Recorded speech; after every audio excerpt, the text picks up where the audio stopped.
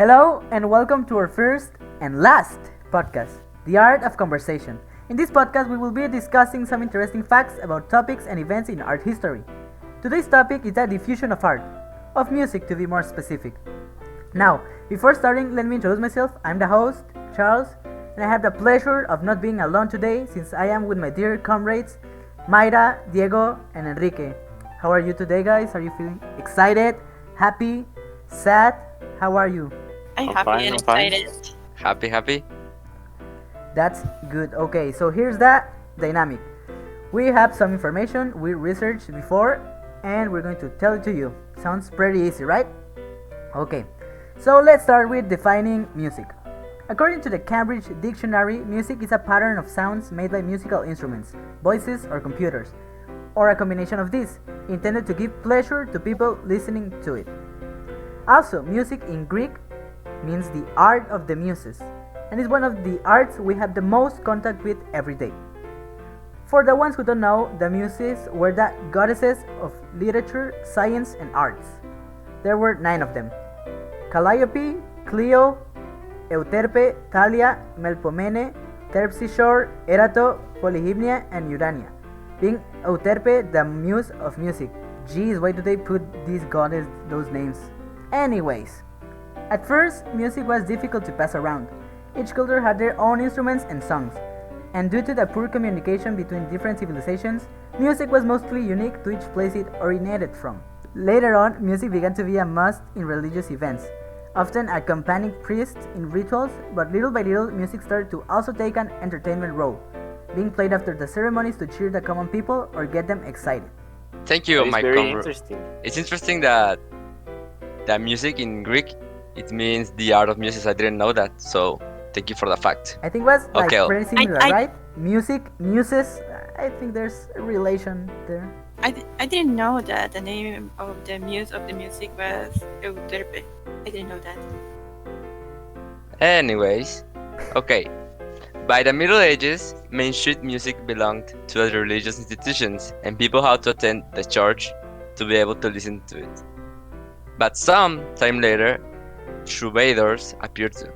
Musicians that travel around the villages, playing music at pubs, starting to make some secular songs popular around the country.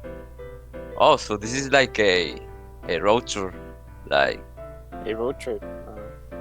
a But Okay. with music in it. It's a musical road trip. That's right, Charles. Okay, these songs were also sometimes stories told through music, so people could know about events occurring at other places. During the Renaissance, the development of the printing press had an impact in the development of music. When the combination of musical notation invented by a Benedictine monk, Guido Arezzo, during the Middle Ages, and the printing press enabled composers and musicians to record and share their creation with others. I'm amazed with your accent. Are you sure you aren't Italian? I don't know. But a important part of music is concerts, and we haven't talked about it. It wasn't until the 17th century that concerts started to appear, which would let most people enjoy music freely. Before this time, music was performed during royal parties and at events. But only then, music started to be presented in a theatrical way. That is, not accompanying ceremonies, dancers, or people partying, but the audience sitting down just to listen to the musicians.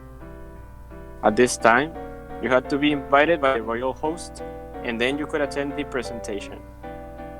Then the first public concert that required an admission was created by English violinist John Bannister. And from then on, concerts as we know them today started to become more popular with the classical symphonies and opera performances.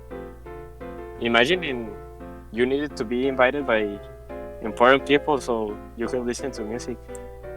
We can say that we are important now, right? Because we don't do that now. Everyone is important, Charles. Finally, the first open concert as we know it today was created in 1952. Moondog Carnation Ball, the first rock and roll concert ever. That was the beginning of massive music events that gave away later to festivals like Woodstock in 1969. In the meantime, at the end of the 19th century, while this was happening with performed music, a new medium arrived into people's modern lives: recorded music. This was possible thanks to the invention of the phonograph, a device that could reproduce music through vibrations of a needle on a rotating disc. Thanks to this discovery, music technology started to develop, helping musicians to make a record of their song and spread it around the world and into people's homes. A thing that was practically impossible before this time. Additionally, radio also got invented, making its way into every household and broadcasting its first musical piece in 1906. That's correct. Wow, that's interesting. As well, after the phonograph came a better version called a gramophone, and in the 1928, vinyl records were invented. Even though nowadays we have HD recordings of music, experts still claim that vinyl comprised the best sound quality possible until today. What do you think about vinyl is better than HD recordings? I The think music it from is just for Spotify. decoration. They're classy, but they're not as functional. You have to take a lot of care of that kind of disc. This gave way to an era where people could go to the record store and buy the latest hit album with an artist cover and the lyric written inside. They became collectible, and after thousands of years of beginning an ephemeral art, music became something people could physically own and access anytime. Music technology advanced quickly. After the vinyl came RCA magnet tapes, or as we know them, cassettes. They became popular for two reasons. The first one, you could play them in your car, and the second one was the Sony Walkman. Do you remember Guardians of the Galaxy? Yeah, the tan tan tan tan Yeah, tan tan. he uses one. Released in the 1979. The first device you could take with you, hence the name.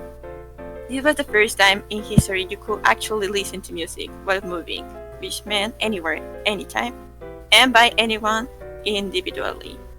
If we stop to think about it, it has only been 40 years since humanity has been able to do that. Your grandparents couldn't do it in their yacht, but now you can. Isn't it incredible? During in the 1980s, another music boom was created. MTV. You know that channel, music channel?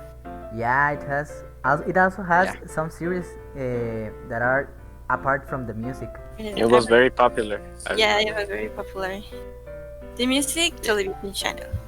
Thanks to this, musicians achieved new levels of promotion and popularity worldwide, giving way to what we know as rock stars and pop stars, and to a new multidisciplinary artistic medium we know very well, the music video. After that came a fast transformation to the streaming we do today. Cassettes evolved into disc, then to MP3. Did you have an MP3? No, I don't. I never had an You MP3. didn't? No, but I Nope. don't know. I don't know files in MP3 I have to listen to listen to music. MP3 files you could download, and finally we end up not owning music anymore. We sadly hurt the music industry since we no longer pay for it. It's kind of funny that we're mentioning this because we're going to use that MP3 files for editing this podcast, you know? It's amazing to know the story of what we're using today. I didn't have an MP3, but I think I remember using an iPhone. Thing. iPod. It was an iPad, Yeah. and I had a lot of multiple songs. Oh, we can stop and talk about iPods all day, but sadly, this is the end of our podcast. Thank you so much for listening, and we will see us in the future in another podcast, if there is any. Bye and take care. Bye. Bye bye. See you.